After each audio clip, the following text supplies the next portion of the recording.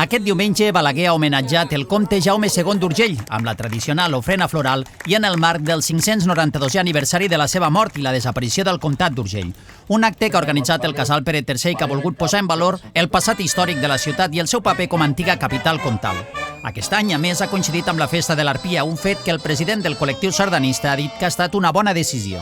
Per primer any ha coincidit l'ofrena floral amb l'Arpia i jo crec que és una bona decisió perquè al final nosaltres té sentit com a ciutat que reivindiquem i fem una festa medieval, si això ho fem de la mà del nostre passat com a ciutat primer andalusina i després capital feudal del comtat d'Urgell. Per tant, jo crec que és una molt bona opció. Sí que és veritat que potser el fet d'haver-ho fet al matí ha fet que fes molta calor enguany i per tant de cara a propers anys potser haurem de valorar de tornar-ho a fer a la tarda. L'ofrena, cada any hi ha més entitats que participen, per tant, ara no tinc la llista, però em sembla que unes 25 associacions, institucions, partits polítics, per tant, molt contents.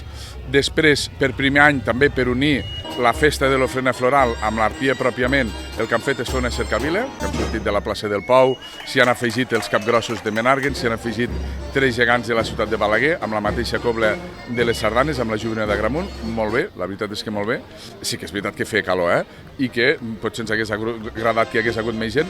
Hem començat molt aviat i el diumenge potser 11:15, doncs la gent, sí que és veritat això, que ens hagués agradat potser que més gent de Balaguer s'hagués sumat a la cercavila. I ara les sardanes, una ballada monogràfica, 5 sardanes de la comarca, que o bé s'han estrenat aquest darrer any o bé s'han recuperat, perquè per exemple Menàrguens van recuperar per la Mona una sardana que no se sabia que hi fos, a Agramunt se va estrenar una sardana que la toquem, a Bellvís es va estrenar una sardana aquest estiu passat que també la toquem, a Artesa de Segre al novembre es va estrenar una sardana a la Plec que també la toquem, i a Balaguer, ara amb la trobada escolar que es va fer el dia de la dansa, es va estrenar una altra sardana que també la toquem. Per tant, també donar visibilitat a aquest patrimoni musical sardanista que es va actualitzant, perquè que en un any s'hagin estrenat o recuperat 5 sardanes a l'entorn més immediat de Balaguer, doncs et denota que fins en quin punt està viva la composició coblística.